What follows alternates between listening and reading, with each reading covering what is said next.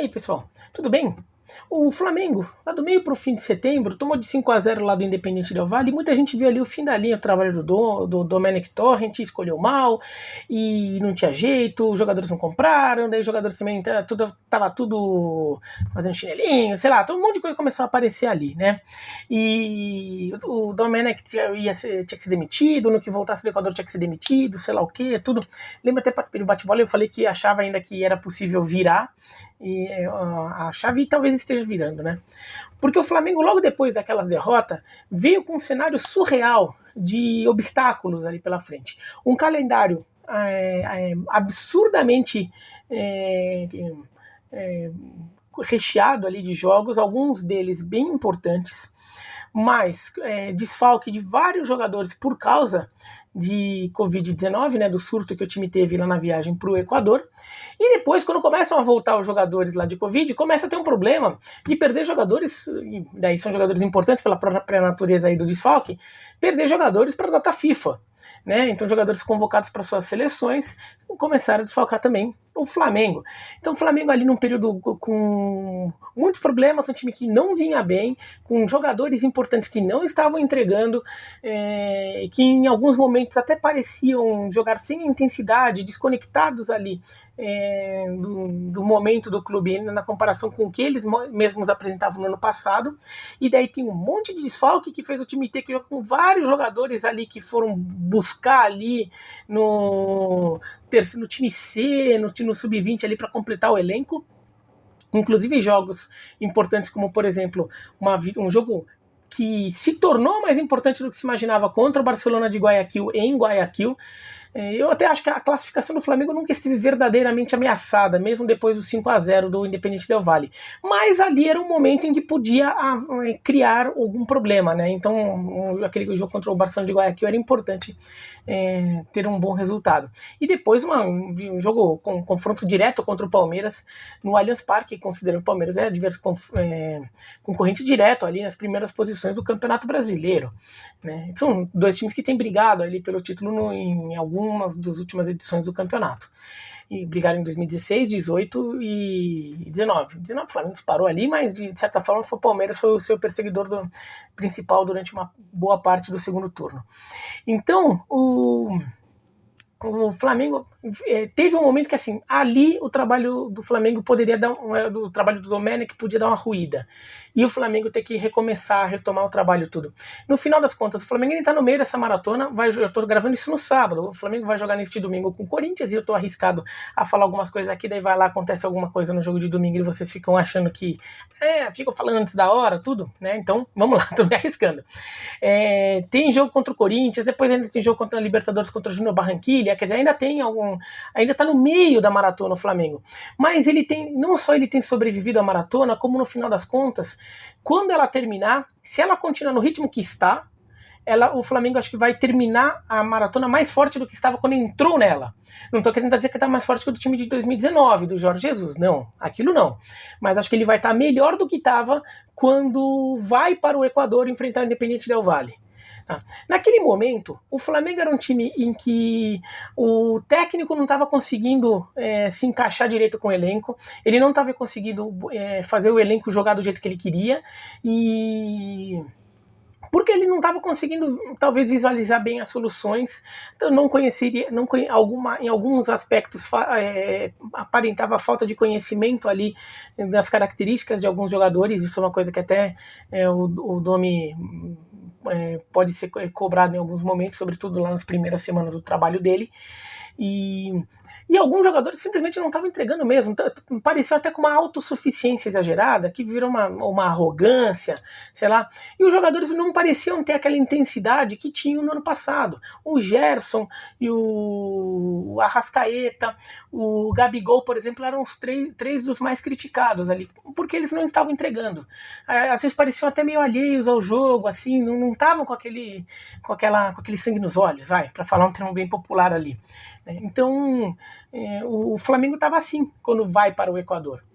E ficar mexendo muito no time é uma coisa que a torcida ficava assim incomodada. A parte da torcida, não vou falar toda a torcida porque é uma generalização que eu não gosto, mas parte da torcida ficava incomodada, como parte da imprensa também ficava incomodada, Porque o time que o Jorge Jesus fez foi tão bem sucedido e foi um negócio tão especial fora da curva, assim como o time não só jogou muito bem, mas como encaixou muito rápido ali, depois de algumas semanas de instabilidade ali que o Jorge Jesus estava aprendendo um pouco, depois que conseguiu encaixar ali, o time voou, né? Aquela formação com Diego Alves, Rafinha, Rodrigo Caio, Pablo Mari, Felipe Luiz, William Arão, Gerson, Everton Ribeiro, Arrascaeta, Gabigol e Bruno Henrique.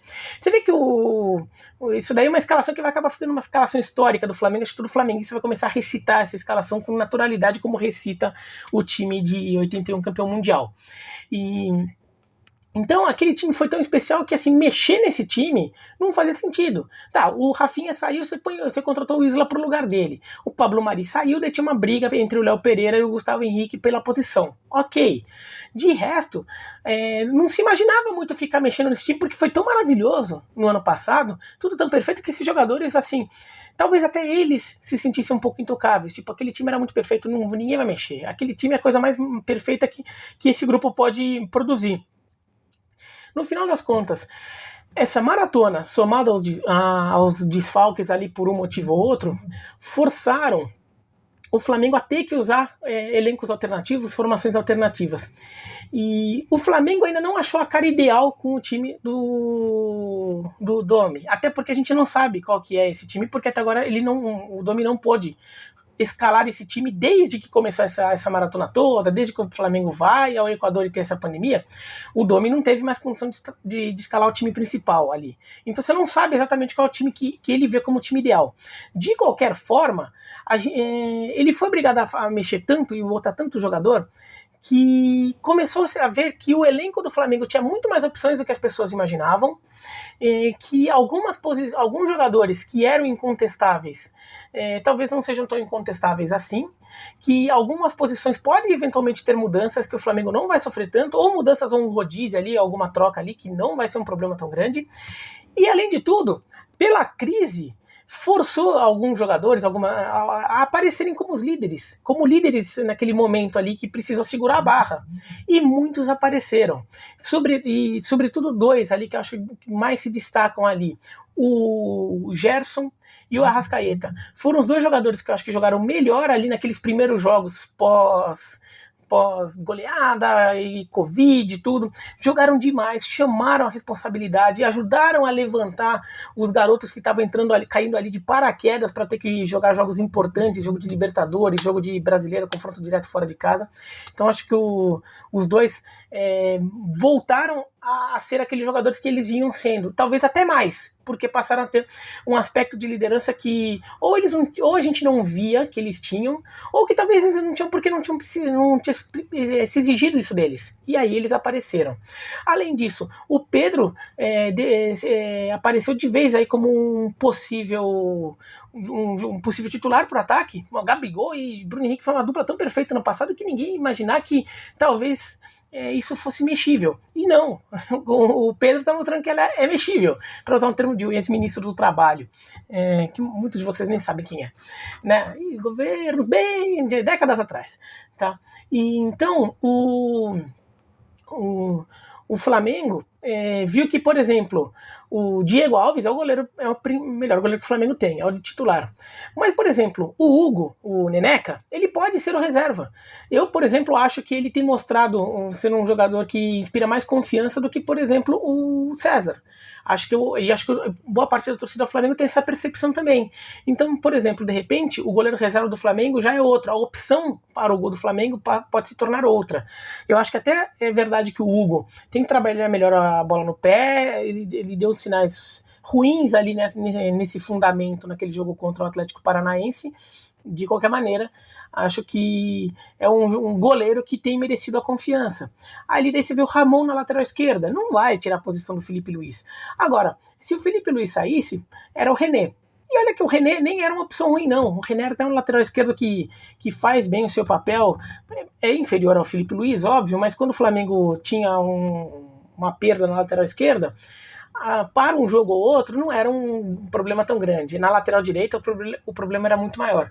Agora, de repente, o Ramon pode ser uma opção ali na lateral esquerda. De repente, o René já tem até se pensado mais ele como opção na direita também, então aí você já cobre melhor. O Natan, como o Gustavo Henrique e o Léo Pereira não se consolidaram como, o zagueiro titular ali para fazer dupla com o Rodrigo Caio, o Natan começou a entrar nessa discussão, porque ele jogou um bom futebol, mostrou uma autoridade, confiança ali para um zagueiro jovem, né? Nem é tão comum assim. Você ganhou uma opção ali para brigar. E se o Domi em algum momento chegar e botar o Natan para jogar, talvez a torcida nem reclame tanto. Então ganhou mais uma opção ali. O Thiago Maia, acho que é um jogador que chegou e ganhou status ainda. E eu acho que ele fez bons jogos com o Jorge Jesus ainda, mas agora ele teve uma continuidade maior. Ali, muita gente já não consegue mais ver o Flamengo sem o Thiago Maia. Você viu que o Flamengo, que tinha um time torre, aquele 11 perfeito ali do Jorge Jesus, começa a ter outros jogadores ali que passam a ser vistos como viáveis. Não como eventualmente titulares, mas reservas em que você confia mais, que você não vai sentir aquela coisa de nossa, se esse cara aqui machucar, o que vai acontecer, né? Ainda acho que tem alguns problemas do meio para frente. Não no ataque, o ataque tem o Pedro, por exemplo, mas ali o Vitinho e o Michael acho que caíram, né? Acho que esses até perderam espaço. O Michael até agora não se encaixou com o Domi, né? O Michael até acho que jogou bem como opção na época do Jorge Jesus, no começo do ano, ali no Carioca, tudo, mas e naqueles primeiros jogos de Recopa, Supercopa do Brasil, tudo.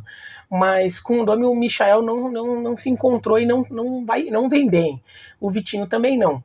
Tá? Então ali ainda precisa alguma coisa ajeitar. De qualquer forma, o Flamengo acha que está, neste momento, ver lideranças mais claras dentro do elenco ali para algumas situações.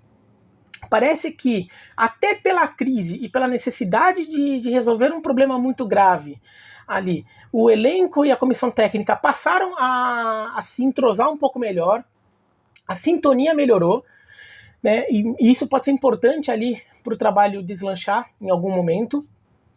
E o Flamengo ganhou mais opções ali para jogar. Então, no final das contas, o Flamengo tá vivendo essa maratona ainda, mas parece um time principal ali parece melhor do que estava quando entra na maratona.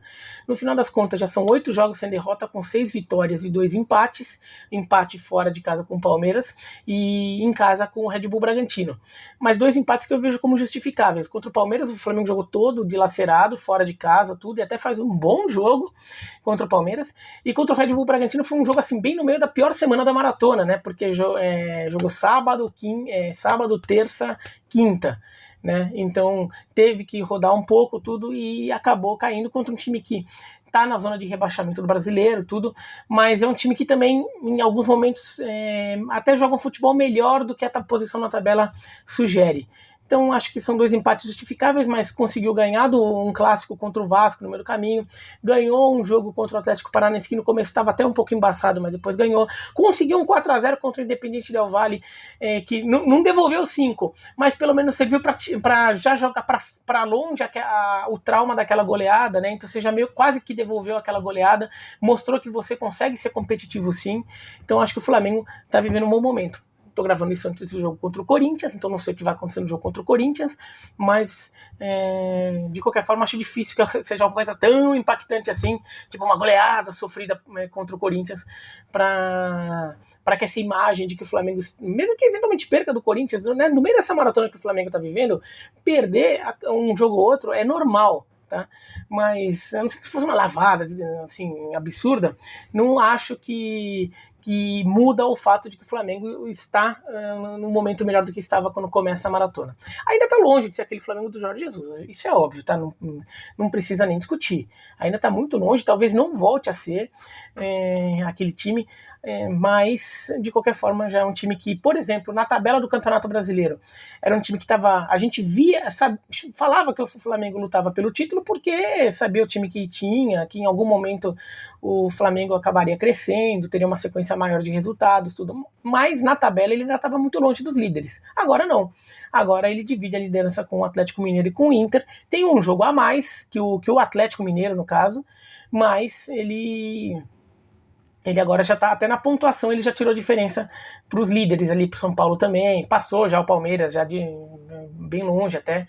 Então o time, no final das contas, até ganhou terreno na disputa pelo título. Então acho que tá saindo não. Tá vivendo que ele ainda tem que. Falta muita coisa para sair dessa maratona. Mas está vivendo essa maratona numa situação melhor do que estava antes. Tá bom? E gostou do vídeo? Joinha, não gostou? Se inscreve no canal, clica no sininho para receber notificação. Escreve aqui embaixo o que vocês acham.